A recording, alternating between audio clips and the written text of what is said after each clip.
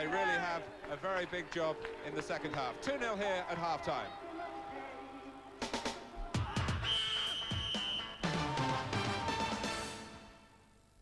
Welcome back. 2-0 to Farnborough then. Are we witnessing the first ever non-league shock live, I wonder? Don't forget that Carlsberg man of the match number, 0898 500 125, 0898 500 125. Your vote counts. Sports bag and goodies up for grabs tonight. A family day out at Wembley later in the season, the big prize. And we'll announce the winner in Sky Soccer Weekend this Friday at 6 o'clock. Dave Webb, well, from our point of view, from a television point of view, it's perfect. Not if you're a Torquay United fan. No, I mean, they had a lot of pressure. They had, you know, an abundance of corners early on. And I think I mentioned it early on, I think the two centre-halves at Torquay must have got a bit tired out, keep going up for the corners. And I didn't know where a goal was going to come from. I thought if any was going to come from any, it would have been Torquay. Well, the Farnborough have had just the two chances, really, and they've taken them, haven't they? Coney with the first. Here it is. Couldn't have fallen better for him, could it? No, it's a tremendous... I mean, this is the strangest bit here. The guys don't ever saw. He's had a shot, and it ricochets off the guy, and it couldn't fall better. Yes, there. Couldn't fall right for him. But he's taken ever so well there. I mean, you know, he hasn't got long to hit the ball, and he struck it very, very quickly and beat the goalkeeper quite easily, really, when you think about it.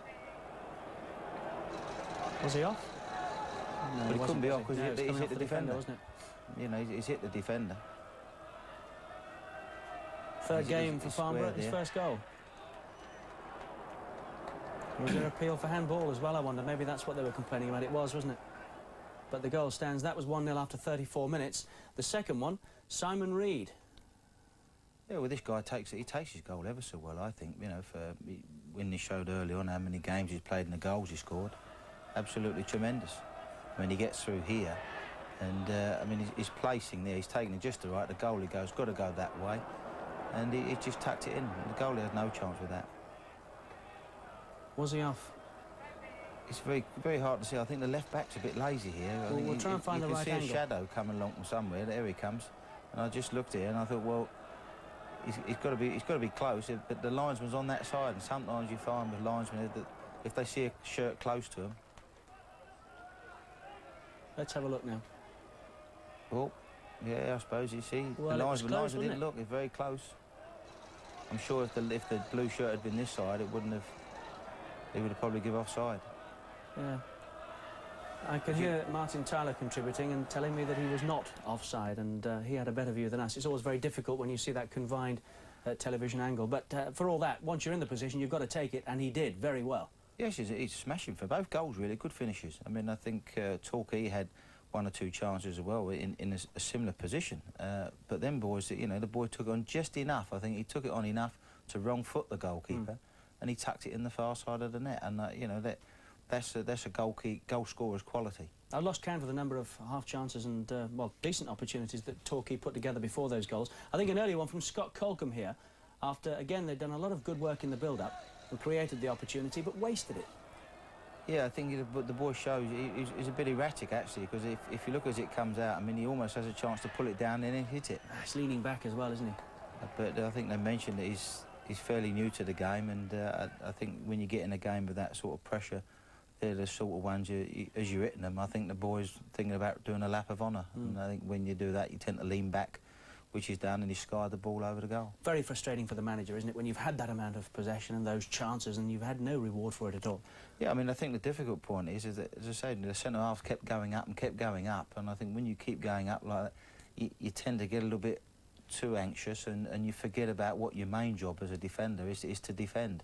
And there's always a problem when you actually rely on your centre-halves to probably dig something out of you for corners, and I think that's what they suffered for there, that the ball's going in and in and in the box, and if you look at them when they come to defend in both those goals, neither of the centre-halves are in a position to get either the other centre-half out of trouble. And I think that's possibly what's been happening with the game, and it could well go the other way now, though. Well, let's have a look at Torquay's best chance. It fell to a player who you know well, Mark Lorham. Yes, I mean, Mark's a smashing footballer. I mean, I sold Mark when I was at Torquay to Queen's Park Rangers, and he's usually very, very good at them shots. Excellent. But most of the time I find it with him, he usually finds the roof of the net rather than the bottom of the net. And this is similar to the other boy's position who scores the goal now. And I honestly think he could have taken it on just one more time and got to the edge of the box, because the boy was lunging in and it may have put him off just enough, although the goalie's made a good save of that The one. keeper's made a very good save. Had he taken it on and messed it up, would have been saying, why didn't he hit it earlier, of course. It's only because I had the advantage of knowing the sort of the way he hits the ball, and he likes to hit the ball across himself, and he's got a lot of power on his left foot. But I don't think him or the boy Robotham are doing as much as they should be doing for Torquay. Well, there's the match facts, and the amount of corners that Torquay have had, look, the 9, tells its own story, that really, doesn't it? But Farnborough lead by 2-0. And as I said, are we in the throes of witnessing the first ever non-league shock live? You're watching Sky Sports. Back with the second half in a couple of minutes. Stay there.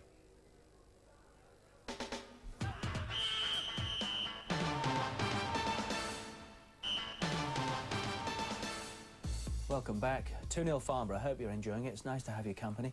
Let's get you up to date with one or two other latest scores. Can't confirm any of these as half-times yet. Darlington 0, Hartlepool 2, FA Cup second round match that. The replays, Reading 0, Peterborough 0, Swansea 0, Exeter 1, Tranmere Rovers 1, York 0. That was our live match, of course, 10 days ago. And Farnborough 2, Torquay United 0. We know all about that. Man who knows all about producing some shocks, Jeff Chappell, the manager of Woking. He's with Eddie Hemmings at Farnborough. Eddie.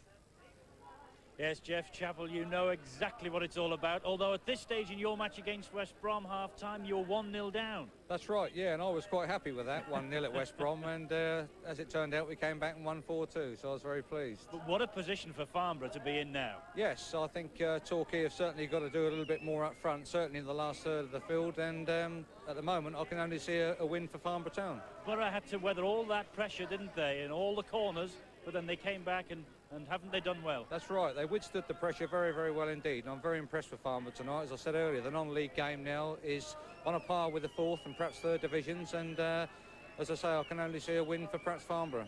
Well, of course, last season it was only, what, 1-0 against Everton that stopped your run.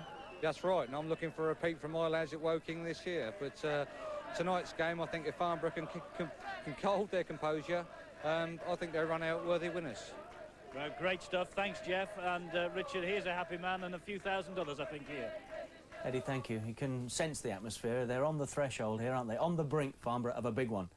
Yeah, I mean, it's very, very close. I mean, you wouldn't want to be in a better position as I say, a non-league manager with a league side at home and your ground. And what does the league manager do to tell his players to wind them up? I mean, they've thrown their best shots in some respect in the first half. You wonder where they're going to find any more shots to get in the second half. And I do believe what he said there was right. Unless they get it together a bit more up front. I mean, the young boy on the right wing, he went right out of it in the last quarter of an hour, the first half, and then they need to get him back in the game. 2-0 to Farnborough. Don't forget that Carlsberg man of the match, incidentally, 0898 500 125. There it is, 0898 500 125. Some nice prizes tonight. Big day out at Wembley later in the season for the family. And we'll announce the winner at 6 o'clock, Sky Soccer Weekend, this Friday. We're waiting for Farnborough. They really are running the show tonight, David, aren't they? No, that's a good move, that. That is a tremendous move. You know, the other team gets out, rushes out, then if you just hold your horses a little bit, they get out, then it just takes the sting out of the game. It's a bit of an old... They're showing a bit of professionalism, I think, there tonight, Farnborough, by doing that, taking their time. The other team's got it all to do. They've gone out, fired up, let them sweat a little bit for the first few seconds of the game. Well, don't go away. It's live here on Sky Sports. 2-0 Farnborough. Let's rejoin our commentary team, Tony Gale and Martin Tyler.